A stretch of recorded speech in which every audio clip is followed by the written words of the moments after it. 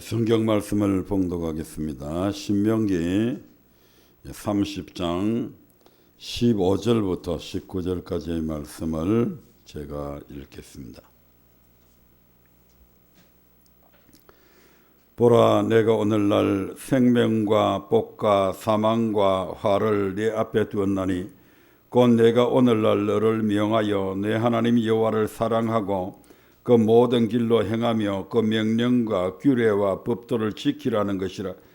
그리하면 내가 생존하며 번성할 것이요 또 내 하나님 여호와께서 내가 가서 얻을 땅에서 내게 복을 주실 것임이니라. 그러나 내가 만일 마음을 돌이켜 뒀지 아니하고 유혹을 받아서 다른 신들에게 절하고 그를 섬기면 내가 오늘날 너희에게 선언하노니 너희가 반드시 망할 것이라. 너희가 요단을 건너가서 얻을 땅에서 너희의 날이 장구치 못할 것이니라. 내가 오늘날 천지를 불러서 너희에게 정거를 삼노라. 내가 생명과 사망과 복과 저주를 내 앞에 두었은즉 너와 내 자손이 살기 위하여 생명을 택하고. 아멘. 오늘 읽은 본문의 말씀을 통해서 환경적인 정상으로 진단하라 라고 하는 두 번째 설교를 하려 합니다. 하나님께서 세상을 창조하실 때부터 택한 자와 언약을 맺으신다고 말씀을 합니다. 그 언약의 내용의 결론을 우리 하나님께서는 이 언약의 말씀을 지키는 자, 즉 순종하는 자들에게는 내가 복을 주고 언약의 말씀을 지키는 자들에게는 복을 주고 언약의 말씀을 지키지 않는 자는 저주를 받는다고 그렇게 말씀을 하고 있습니다. 따라서 이제 내 영혼이 정말 하나님의 말씀대로 잘 살아가고 있는가, 내 영혼이 건강한 영혼인가, 아니면 내 영혼이 병든 영혼인가를 우리는 영적인 정상으로 진단할 수도 있지만 이 환경적인 정상을 통해서도 진단할 수 있다는 겁니다. 내가 복을 받으면 일반적인 경우에 그렇습니다. 물론 특수한 경우는 또 다를 수도 있습니다. 예를 들면 주님의 제자들 베드로나 사도 바울이나 또 다른 제자들의 삶을 보면 그들은 정말 주님을 위해서 얼마나 많은 고통을 당했는지 모릅니다. 인간적인 측면에서, 육신적인 측면에서 보면 그들은 저주받은 자들입니다. 하지만 그들에게는 엄청난 축복들이 예비되어져 있죠. 아멘. 그냥 특별한 경우고 일반적인 경우에 그렇다 이 말입니다. 아멘. 그래서 지난번 시간의 말씀을 대강자 요약해서 말씀드리면 우리가 창세기 2장 3장을 통해서 아담에게 임한 복과 저주를 대해서 살펴봤습니다. 그래서 아담이 하나님과 언약을 맺고 그 언약의 말씀대로 잘 순종하였을 때는 그가 복을 받아서 에덴 동산에서 네 강이 흐르는 그곳에서, 그게 네 강이 어떤 강이 흘렀죠? 첫째는 어떤 강이 흘렀어요? 비손이라고 하는 강이 있죠. 그 강은 어떤 강이다? 검이 있는 하일라 온 땅에 덮였다. 다시 말씀드리면 물질에 엄청난 축복이 있었다 이 말입니다. 아멘. 금과 각종의 보석들이 있는 강이니까 그런 축복된 강들이 이 물질적인 축복이 넘치는 그런 곳이었습니다. 또 하나는 뭐죠? 기혼이죠. 기혼은 샘솟는다 이런 뜻을 해요. 즉 우리의 내면에서 끊임없는 기쁨이, 영혼의 기쁨이 샘솟는 것을 의미합니다. 그 다음에 또 하나 뭐죠? 히데겔은 화살처럼 빠르게 날아간다라고 하는, 즉 이런 축복들이 느릿느릿하게 오는 것이 아니고 화살처럼 빠른 속도로 우리에게 온다. 그 다음에 네 번째 강이 바로 유브라데 강이죠. 유브라데는 넘쳐 흐른다. 그 복이 나 혼자만 받는 것이 아니고 내게서 넘쳐나서 내 가족들에게, 내 이웃들에게, 나아가서는 내 지역에, 내 나라에까지 큰 복을 임하게 하는 그런 엄청난 축복이 거기에 약속되어져 있었습니다. 또한 아담은 거기에서 하나님의 말씀에 순종했더라면 영생하는 그런 복까지도 누릴 수 있는 것이 바로 에덴이었습니다. 그런데 이 아담이 결국 하나님과 언약한 선악과를 먹지 말아야 되는데 그것을 다 먹음으로 인해서 아담은 저주를 받게 되고 더 이상 극복된 에덴에서 살지 못하고 쫓겨나서 땀을 흘리지 않으면 먹고 살 수 없을 정도로 땅은 척박해지고 엉겅퀴가 나고 아멘. 예. 그렇게 저주를 받게 되는 것을 우리가 보았습니다. 두 번째로 레위기 26장의 말씀을 통해서도 너희가 하나님의 말씀에 순종하면 너희가 이런 복을 받는다 해가지고 1절부터 13절까지 복이 약속되어져 있는데 너희가 말씀에 불순종하면 14절부터 마지막 절까지 저주의 저주가 임하는 7배나 더 계속 이렇게 나오죠. 그런 저주를 받게 된다고 말씀을 하고 있습니다. 그런데 그런 저주조차도 결국 우리를 미워해서 주시는 것이 아니고 뭐 때문에 우리를 사랑해서 우리의 영혼을 건져 구원하시기 위한 하나님의 사랑의 매였음을 우리가 알 수가 있었습니다. 그리고 세 번째로 신명기 28장에서도 우리가 하나님의 말씀에 순종하면 복을 받고 하나님의 말씀에 순종하지 않으면 저주를 받는다고 하는 말씀인데 여기서도 1절부터 14절까지는 복에 대해서 15절부터 나머지 66절까지에는 계속해서 하나님께서 저주를 더한다는 것을 이제 말씀을 드리다가 시간이 없어서 이제 끊었습니다. 오늘 그 연장선상에서 신명기 28장 53절부터 57절의 말씀을 한번 보겠습니다. 신명기 28장 53절부터 57절입니다.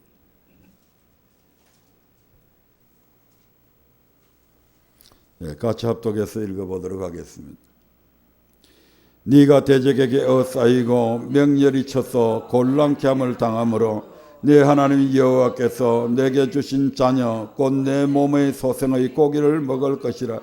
너희 중에 유순하고 연약한 남자라도 그 형제와 그 부모의 아내와 그 남은 자녀를 질시하여 자기의 먹는 그 자녀의 고기를 그 중 누구에게든지 주지 아니하리니 이는 내 대적이 내 모든 성읍을 에워싸고 명렬히 너를 쳐서 곤란케 하므로 아무것도 그에게 남음이 없는 영고일 것이며 또 너희 중에 유순하고 연약한 부녀 곧 유순하고 연약하여 그 발바닥으로 땅을 밟아보지도 아니하던 자라도 그 부모의 남편과 그 자녀를 질시하여 그 다리 사이에 나온 태와 자기의 낳은 어린 자식을 가만히 먹으리니 이는 내 대적인 내 생명을 에워싸고 명렬히 쳐서 곤란케 하므로 아무것도 얻지 못함이니라. 아멘.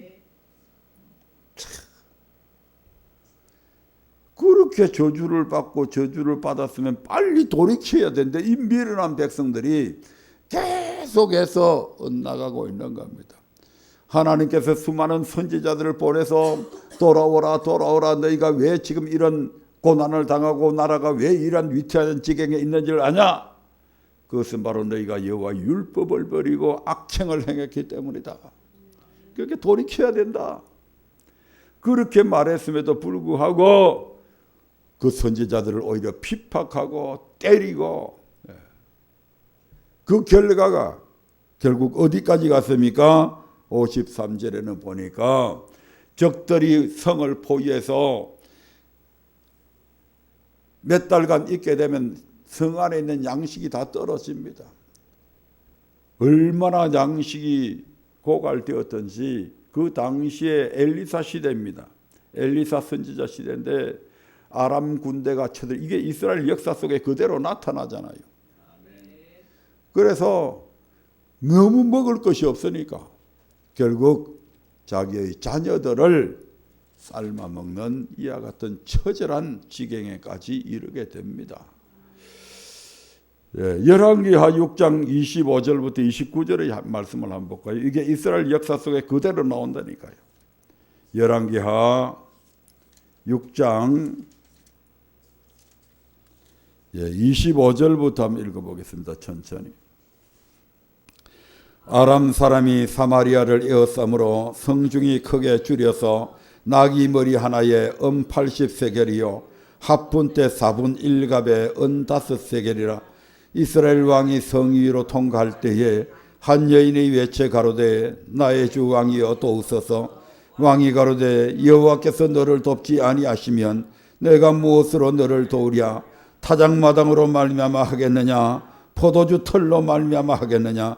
또 가로되 무슨 일이냐. 여인이 대답하되 이 여인이 내게 이르기를 네 아들을 내라. 우리가 오늘날 먹고 내일은 내 아들을 먹자 하매 우리가 드디어 내 아들을 삶아 먹었더니 이튿날에 내가 이르되 네 아들을 내라 우리가 먹으리라 하나 제가 그 아들을 숨겼나이다. 참 기가 막힌 노래죠. 기가 막힌 노래죠. 이 소리를 들은 왕이 얼마나 통분이 여겼던지 자기의 옷을 찢으면서 보니까 그 속살에 굵은 배를 입었다고 하는 것은 왕도 금식하고 있었다 이 말입니다. 아멘. 왕도 굵은 벼옷을 입고 지금 금식 중에 있는 겁니다. 이 엄청난 사태를 어떻게 하면 해결할 수 있을까? 이 소리를 들은 왕이 내가 오늘날 엘리사 그놈을 가만 안 두겠다. 왜? 이제 엘리사가 선지자잖아요. 그 선지자가 하나님 앞에 뭐라도 좀 구하면 하나님께서 먹을 양식이라도 있게 해주실 텐데 그래서 내가 이 엘리사 이놈을 가만 안 두겠다 해가지고 자기의 신하를 급히 엘리사가 아니고 엘리사에게 보냅니다. 그래서 그 신하가 엘리사에게 당도하기 전에 엘리사가 뭐라고 이야기합니까? 내일 이맘때에 너희가 양식을 얻게 될 것이다. 그래. 나귀 머리 하나에 은 80세겔, 한 세겔은 작년이 하루의 품삯이 한 데나리온이죠. 한 세겔은 4데나리온입니다. 4일간의 품삯입니다.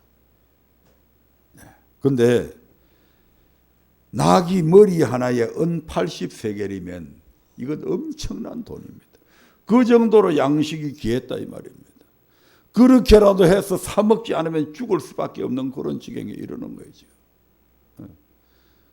나귀 머리 하나에 돈을 3천만 원을 주고 사 먹는 시기입니다.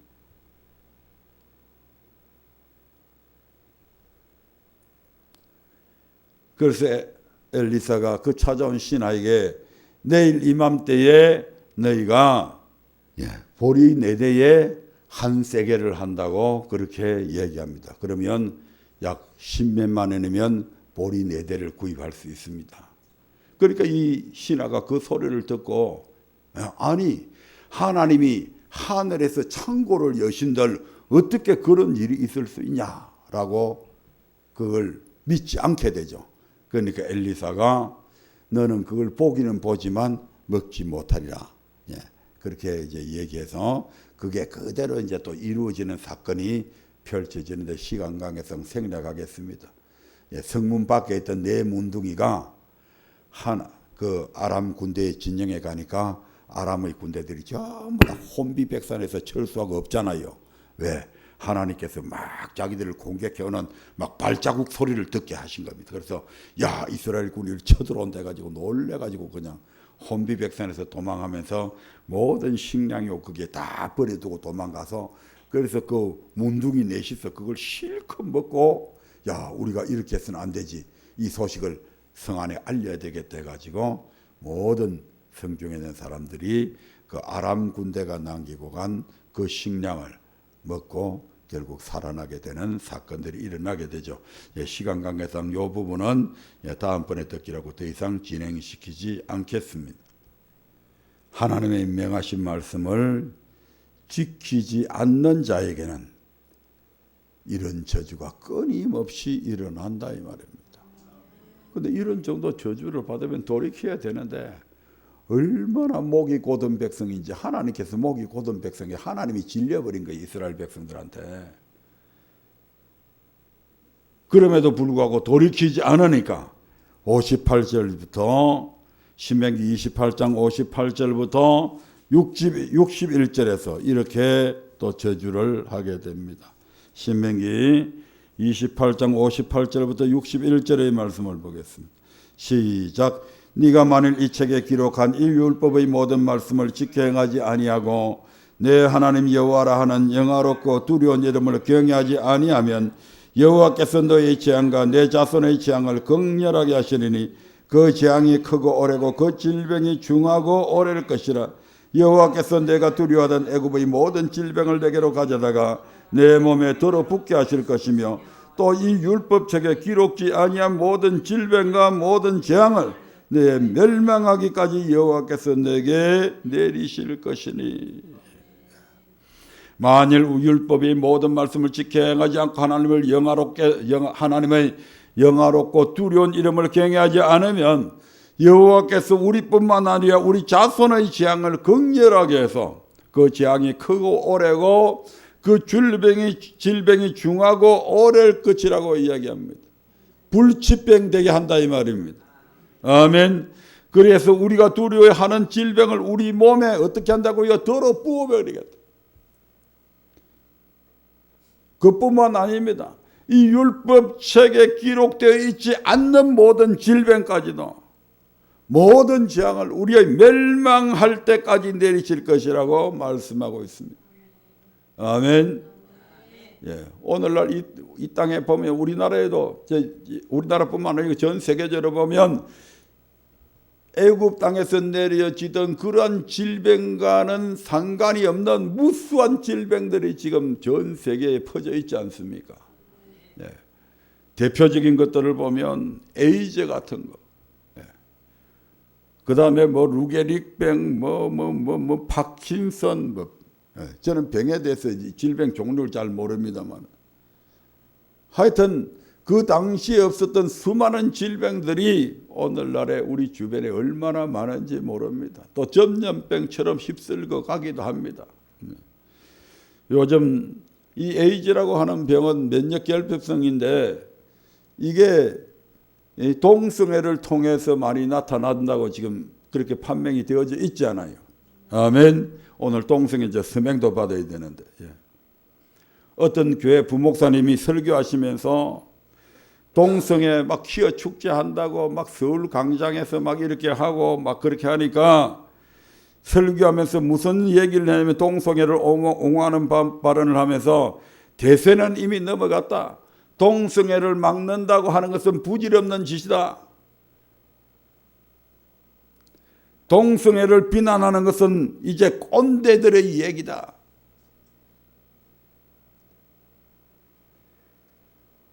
그걸 또 그 훌륭하신 목사님이 지적을 했으면 되는데 그걸 또 옹호하는 설교를 해가지고 지금 얼마나 얻어 터졌는지 모릅니다. 아니 하나님의 말씀이 사람들 숫자가 많이 지지한다고 그게 옳고 사람들 숫자가 덜 지지한다고 하나님의 말씀이 바뀌어집니까? 아니잖아요. 동성애는 하나님이 인간의 죄 때문에 인간들에게 주신 저주 중에 하나입니다. 우리가 로마서 1장을 통해서 다 봤잖아요. 하나님께서 저주를 내려서 우리를 부끄러운 짓을 하게 만든 게 동성애라고요. 그걸 가지고 동성애 이제는 정부에서도 다 허용을 하고 있고 외국에 저 선진국 유럽 쪽이나 이런 데서도 다 동성애 다 허용하고 있지 않냐. 그러니까 이제는 이거 비난하는 거, 이거 반대하는 거, 이거 부질없는 짓이고 이거 꼰대들이 하는 짓이다. 이게 말이 되는 소리입니까 이게? 성경의 가치는 시대를 물어나고 세상이 뭐라고 찌꺼려도 전 세계 사람이 그렇게 옳다 해도 성경이 아니라고 하면 아닌 겁니다. 아멘. 네. 오직 우리 하나님의 말씀만이 절대적 가치를 갖고 있는 겁니다. 아멘. 네.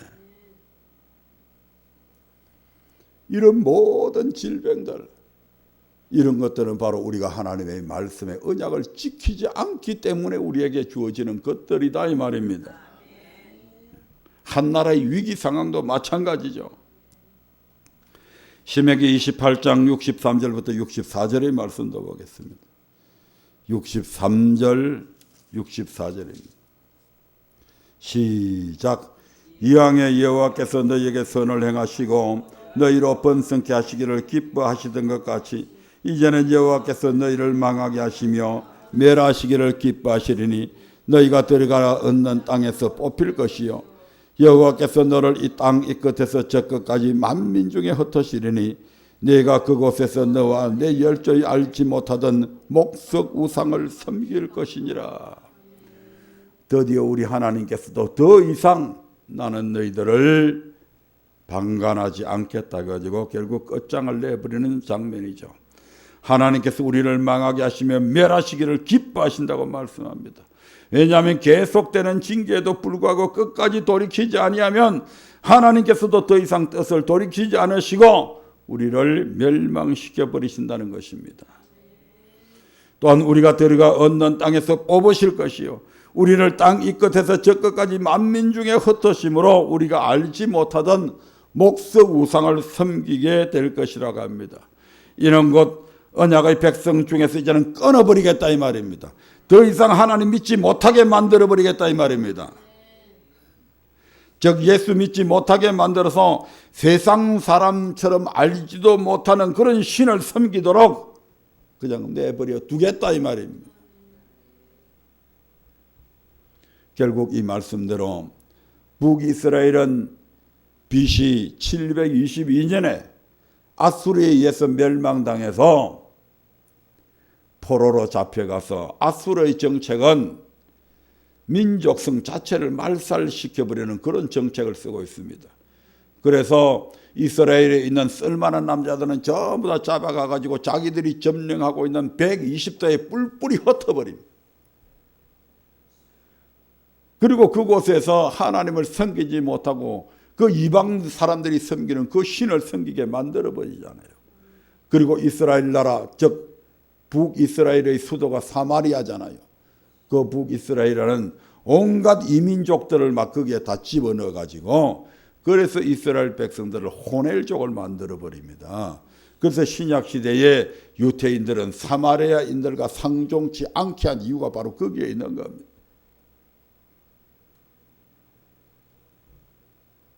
이 모든 것이 하나님의 명령을 지켜 행하지 않는 자에게 임하는 하나님의 저주다 이 말입니다.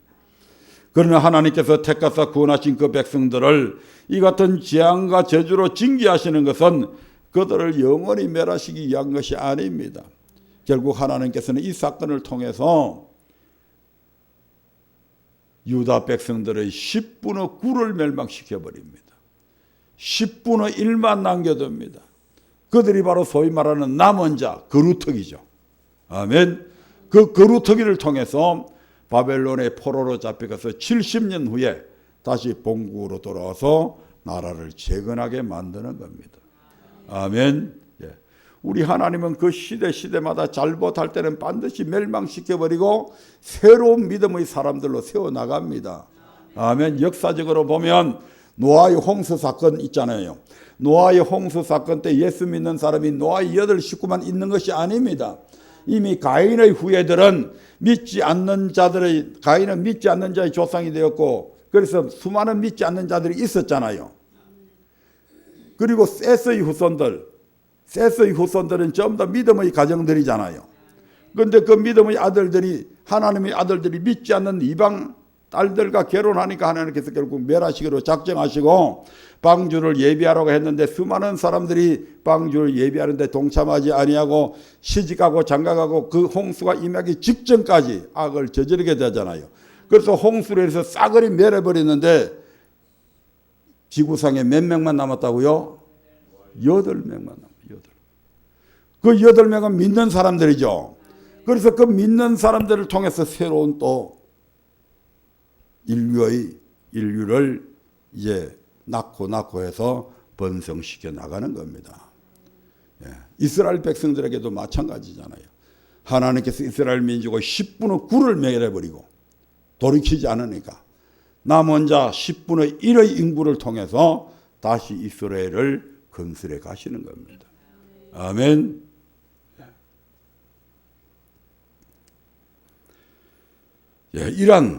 이러한 하나님의 말씀을 듣고도 아닐 거야.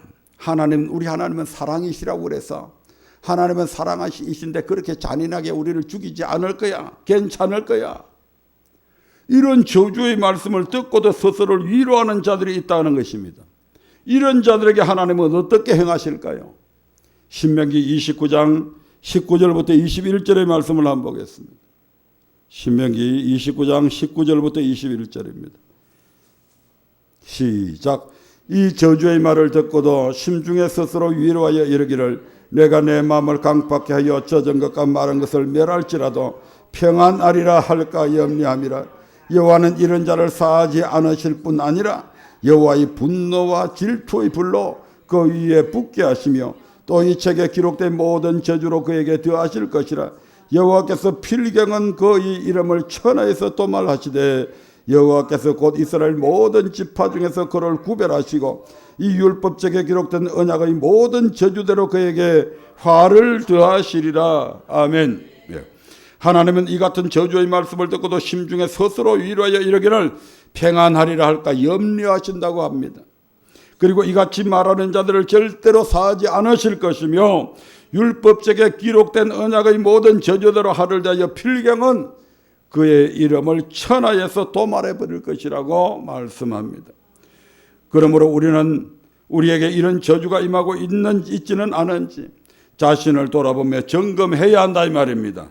또한 만약 이런 모습을 발견하게 된다면 평안해질 거야 라고 위안하는 것이 아니라 반드시 불순종의 죄에서 자신을 돌이켜야 됩니다.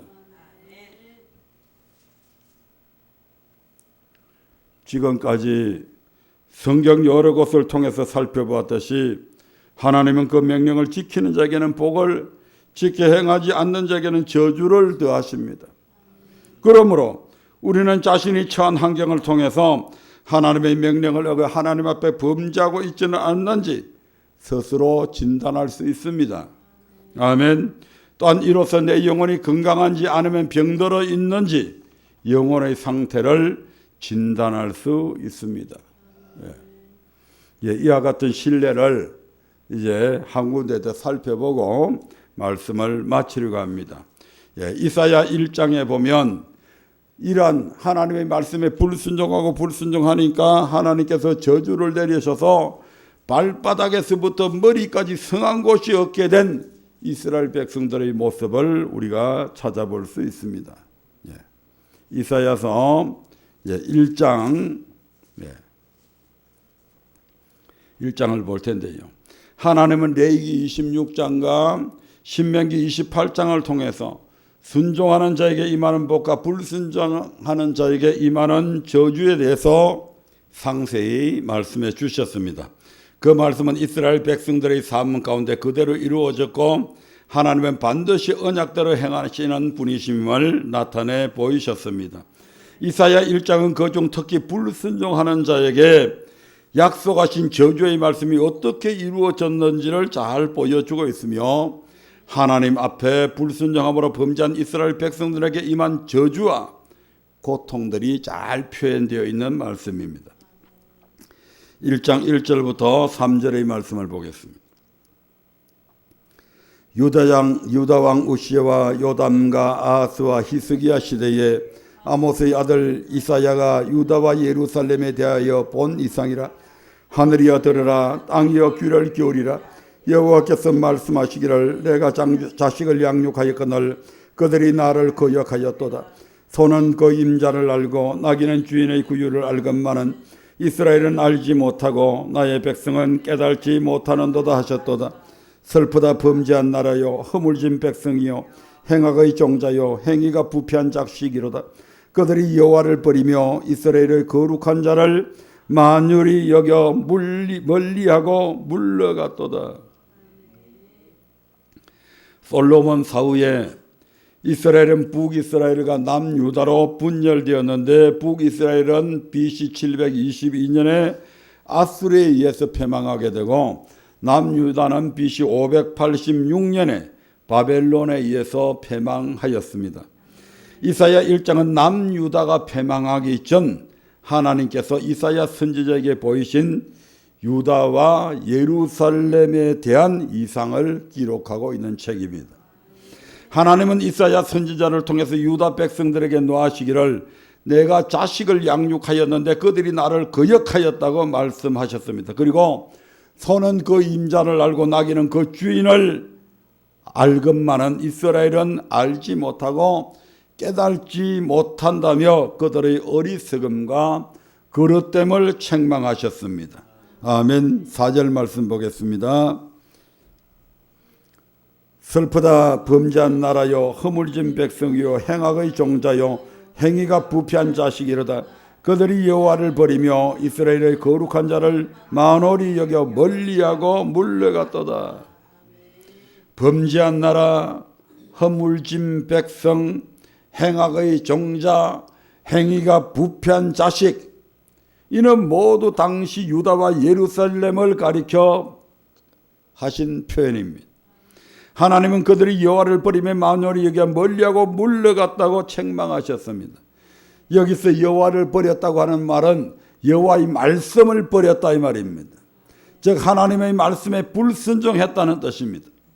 이처럼 불순종한 이스라엘 백성들을 향해 하나님은 징계의 채찍을 가하셨습니다.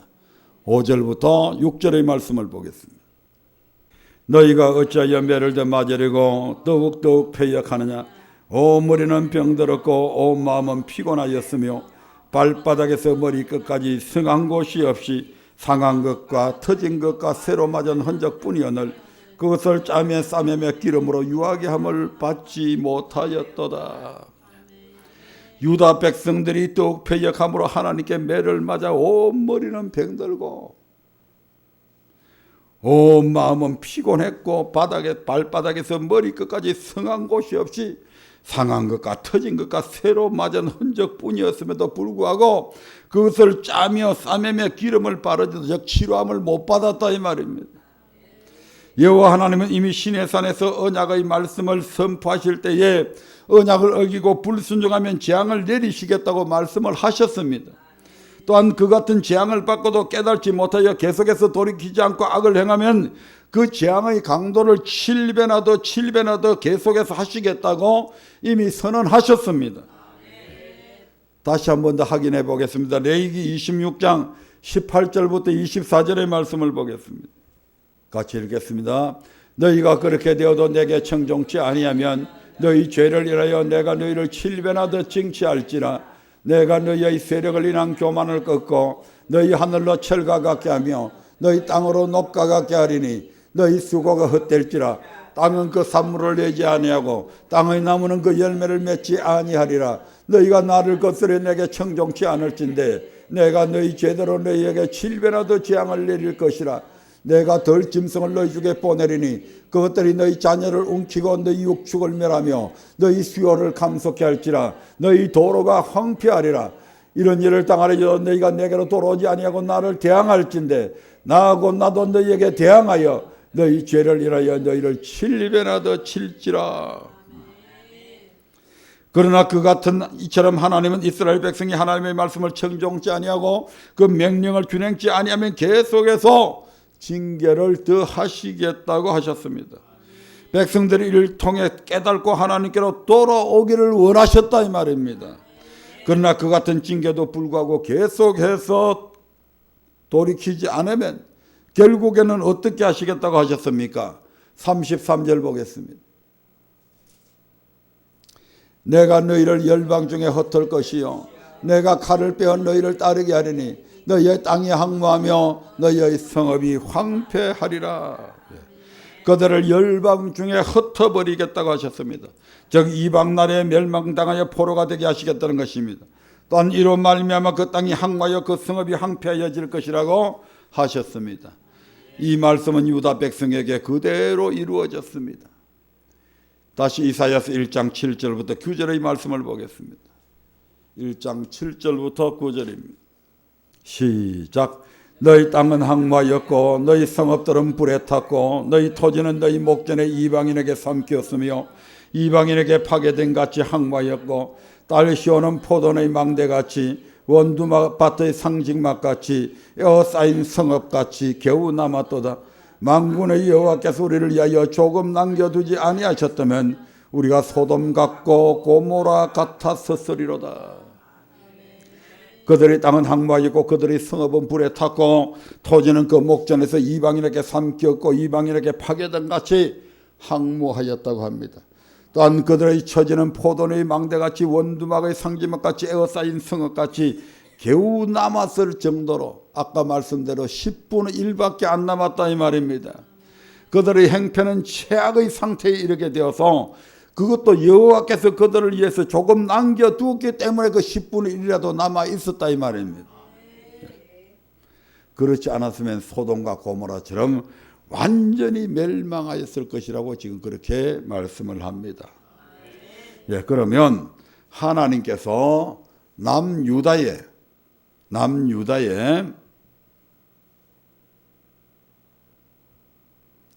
이와 같은 징계를 내리신 이유가 무엇일까요? 당신의 택하신 백성들이잖아요. 아멘. 예. 다윗의 후손들이잖아요. 하나님께서 왜 사랑하는 당신의 택하신 자들의 땅 남유다를 이처럼 징계하셨을까? 이사야서 1장 10절의 말씀을 다 같이 보겠습니다. 이사야서 1장 10절입니다. 찾으신 분들은, 못 찾으신 분들은 화면을 봐주시기 바랍니다. 같이 읽겠습니다. 시작. 너희 소돔의 가난들아 여호와의 말씀을 들을지어다. 너희 고모라의 백성아 우리 하나님의 법에 귀를 기울일지어다. 여기서 소돔의 가난들과 고모라의 백성은 남유다 백성을 가리키는 말씀입니다. 아멘. 즉 유다의 가난들에서부터 시작해서 일반 백성에 이르기까지 대부분의 유다 백성들이 불과 유황에 멸망당한 소돔과 고모라의 백성과 다를 바 없이 하나님 앞에 패역하고 불순종했다는 것입니다. 아멘. 예.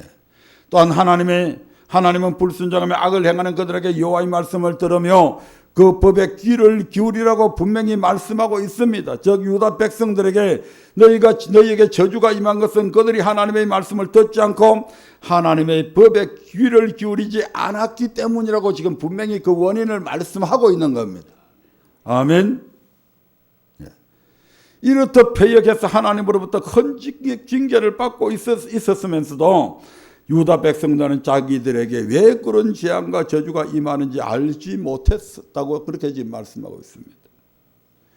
그저 하나님께 많은 제물을 드리고 열심히 예배를 드리며 많이 기도하면 자신들의 문제가 해결될 것이라고 생각했다 이 말입니다. 그러나 하나님은 뭐라고 말씀하십니까? 하나님은 뭐라고 말씀하십니까? 11절부터 15절의 말씀을 봅니다. 11절부터 15절의 말씀. 예. 시작. 여호와께서 말씀하시되 너희의 무수한 재물이 내게 무엇이 유익하냐? 너는 수양의 번제와 살찐 짐승의 기름에 배불렀고 나는 수송아지나 어린 양이나 수염소의 피를 기뻐하지 아니하노라. 너희가 내 앞에 보이려 오니 그것을 누가 너희에게 요구하였느냐? 내 마당만 밟을 뿐이니라. 헛된 재물을 다시 가져오지 말라. 분향은 나의 가정이 여기는 바요. 월삭과 안식일과 대회로 모이는 것도 그러하니 성회와 아울러 악을 행하는 것을 내가 견디지 못하겠노라. 내 마음이 너희의 월삭과 정한 절기를 싫어하나니 그것이 내게 무거운 짐이라. 내가 지기에 곤비하였느니라. 너희가 손을 펼 때에 내가 눈을 가리우고 너희가 많이 기도할지라도 내가 듣지 아니하리니 이는 너희의 손에 피가 가득함이라. 네. 참 기가 막힌 일입니다. 그들은 하나님 앞에 매 안식일이 되면 살찐 송아지를 끌고 가고 살찐 양을 끌고 가지고 염소를 가지고 갔습니다. 그런데 하나님은 뭐라고 말씀하십니까? 너희의 무수한 재물이 내게 무엇이 유익하냐? 나는 그러한 것들로 이미 배불러 있다. 솔직히 말로 우리는 하나님이 참으로 송아지나 수양이나 수염소의 살을 먹고 피를 마셔요? 안 마시죠? 그 우리가 이런 수송아지나 수양이나 이런 것을 하나님 앞에 제물로 가져가시는 목적이 뭡니까? 나를 위해서 가져가는 거잖아요. 나를 위해서. 나를 위해서 그걸 잡아서 하나님 앞에 대속해드리는 그걸 하나님께서 내 죄 속함 받는 것을 하나님께서는 그렇게 기뻐하신다는 말씀이에요. 우리가 죄에 짓눌러 살기를 원하시는 것이 아니라 우리가 그 죄사함을 받고 자유케 되는 것을 우리 하나님께서는 원하시는 거예요. 그래서 우리가 하나님 앞에 이런 재물을 가져오라고 그러지 않습니까? 그런데 신약 시대는 우리 주님께서 이 동물의 피하고는 동물의 재물과는 비교될 수 없는 우리 주님께서 대속해 주신 은혜로 우리가 그냥 나아가는 거지. 그래서 우리가 나와서 재속함 받는 것을 우리 하나님 얼마나 기뻐하시는지 모른다 이 말입니다. 그런데 이거 가져오지 마라. 이거 헛된 재물이다. 지금 그렇게 말씀하잖아요. 너희의 무수한 재물이 내게 무엇이 유익하뇨?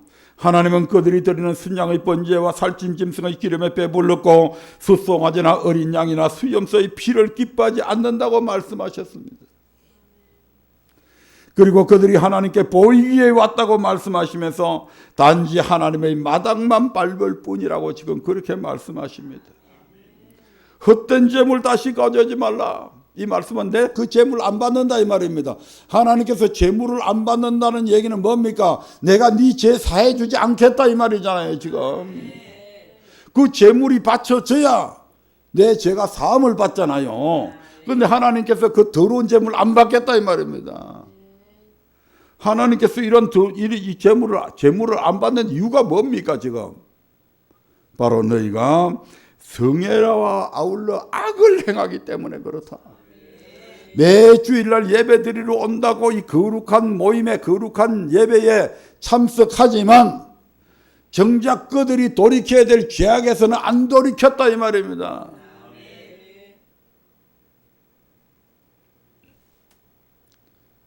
우리 하나님께서 교회에 주일날 나왔다고 해서 그 예배 다 받으시지 않는다는 걸 이미 우리 다 알고 있잖아요. 하나님께서는 분명히 우리의 예배를 받으시는 예배가 있고 받지 않으시는 예배가 있다고 말씀하셨잖아요. 가인과 그 제물은 연락하지 아니하시고 아벨과 그 제물만 연락하셨잖아요.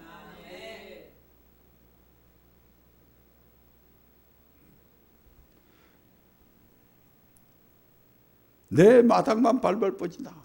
죄악에서 돌이키지 아니하고 실컷 죄짓고 안식일날 예배 드리러 가자 해가지고 왔는데 재물만 가져오고 아직 썩은 더러운 죄악들로 가득 차 있고 그 악에서 돌이키지 않으니까 하나님께 그 예물만 갖다 바친다고 해서 하나님 그 예배 안 받는다 이 말입니다.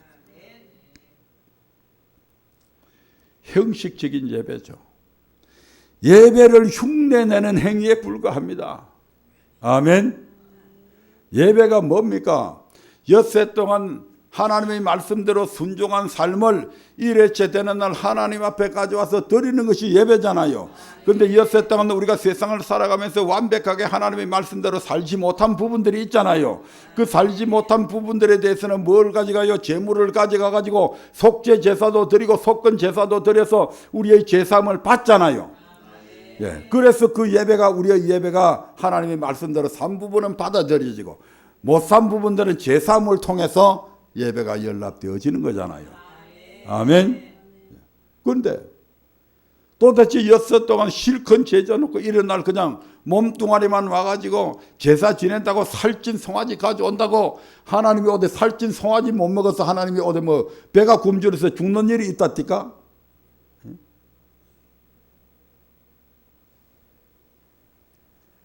하나님이 돈이 없어서 여러분들에게 헌금해라고 그렇게 말씀하시나요? 아니잖아요. 아멘. 은도 내 것이고 금도 내 것이고 온 우주와 만물을 창조하신 그 주인이 하나님이신데 우리 하나님을 그건 째짠 하나님으로 보셨어요? 이 이스라엘 백성들은 유다 백성들은 지금 하나님 앞에 행식적 예배 흉내만 내고 있는 겁니다. 외식적 행위죠. 사람에게 보이기 위해서.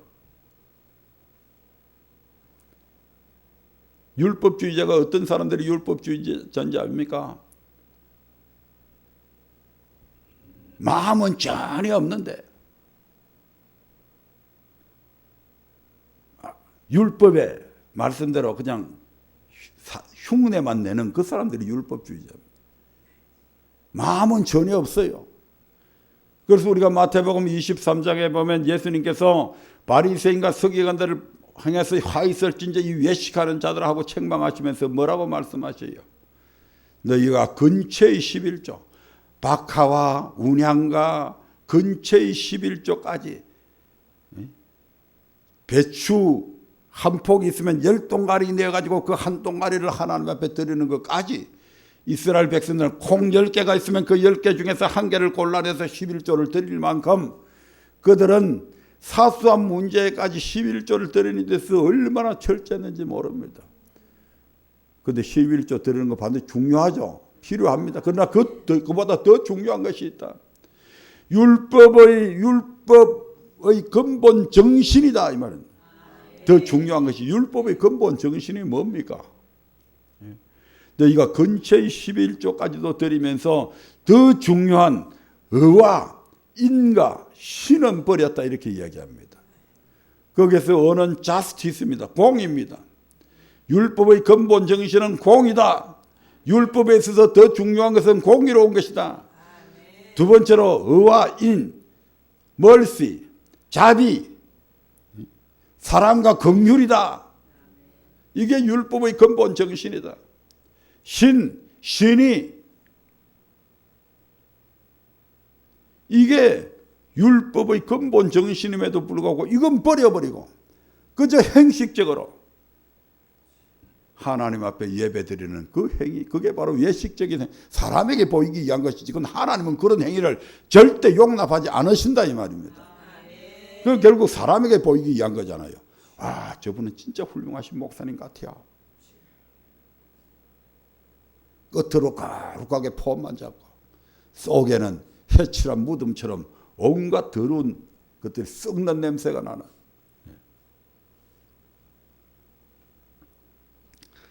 그래서 그런 자들을 향해서 우리 하나님 뭐라고 하는 헛된 재물을 다시 고재지 말라. 오히려 그들이 성애와 아울러 악을 행하는 것을 내가 견디지 못하게 하시며 그 재물들이 내한테 무거운 짐이 된다. 내가 그 짐 안 받아. 자꾸 가져오지 마. 귀찮아. 그러면서 뭐라고 말씀하십니까? 너희가 많이 기도할지라도 내가 듣지 않겠다 이렇게 이야기합니다. 그들이 많이 기도할지라도 듣지 않겠다고 하시면 이는 그들의 손에 피가 가득하였기 때문이라고 하셨습니다. 무슨 말씀입니까? 그들이 악한 일을 행하면서도 손으로 온갖 악행을 행하면서도 그 악행에서 돌이키지 아니하고 나와서 계속 떼거지 기도만 한다고 기도 응답해 주나? 절대 안 해줍니다. 아멘. 우리가 악에서 돌이켜야 기도에 응답이 있다 이 말입니다. 그러니까 너희가 많이 기도할지라도 밤낮 부러지져도 내가 듣지 않겠다 이 말입니다. 아멘. 이처럼 그들은 하나님께 무수한 제물을 드리고 열심히 예배를 드리며 기도를 하였지만 하나님은 그 중 어느 하나도 받지 않으셨습니다. 하나님께서 그들에게 원하시는 것은 그들이 돌이켜 여호와의 말씀을 듣고 하나님의 법에 귀를 기울이는 것이었습니다. 아멘. 하나님은 그것을 원하시는데 너희가 악에서 돌이키기를 원하시는데 우리는 전혀 돌이키지 아니하고 주일날 그저 참석만 하고 예배 헌금만 많이 갖다 드리고 그렇게 하면 하나님이 예배 받으시는 줄로 착각을 하고 있다. 안 받겠대요 하나님. 예배 받으시는 본인이 안 받겠다는데 그런 예배. 그래서 지금 이사야 선지자를 통해서 하나님이 너희 예배를 받지 않으시는 이유가 무엇인지 지금 분명히 말씀하고 있잖아요. 그럼에도 돌이키지 않는 거예요. 얼마나 이 목이 곧은 백성인지.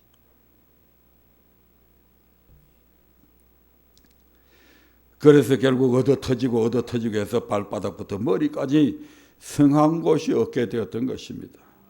이처럼 하나님은 말씀에 순종하는 자에게는 복을, 불순종하는 자에게는 저주를 더하시겠다고 약속하셨습니다.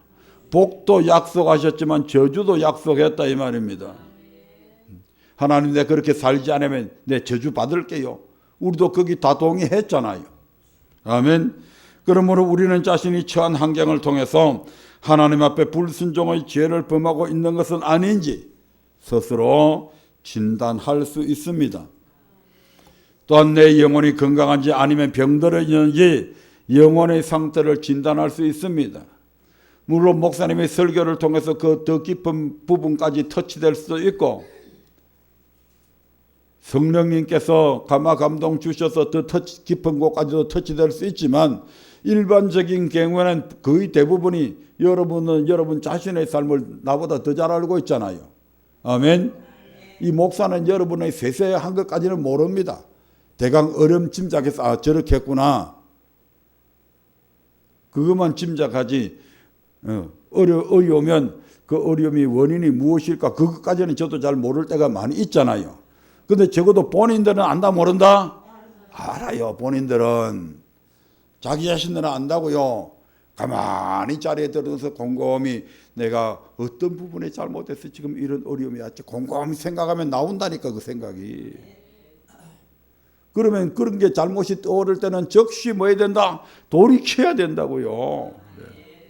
돌이키면 우리 하나님께서 여태껏 저주에 저주를 내리셨는데 돌이키면 우리 하나님께서 턴해갖고 그 저주가 변해가지고 뭐가 된다고요? 복으로 바뀌어진다고요. 그런데 유다 백성들과 마찬가지로 오늘날 많은 성도가 환경의 고통과 저주를 받게 되면 하나님께 예배를 드리고 예물을 드리고 많이 기도하면 그 문제가 해결될 것이라고 생각합니다. 그래가지고 해보니까 해결 안 되면 어디 가요? 점쟁이 찾아가 그때는 또. 예수 믿는 사람들 중에서 점집에 가는 사람들이 얼마나 많은지 알아요? 답답하니까.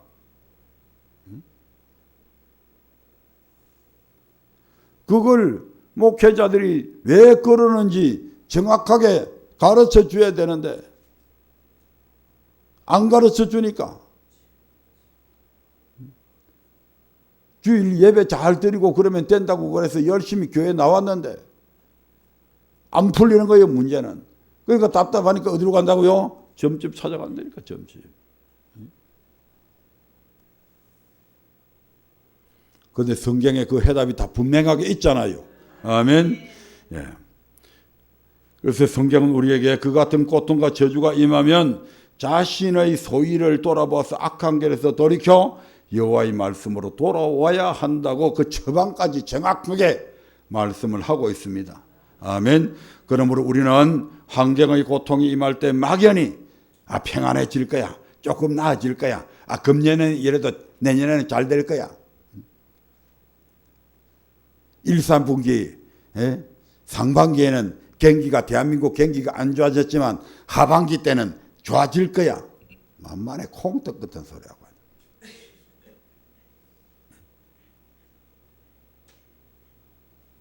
계속 망할 정책만 내놓으면서 뭐가 호전이 되기는 호전이 돼요.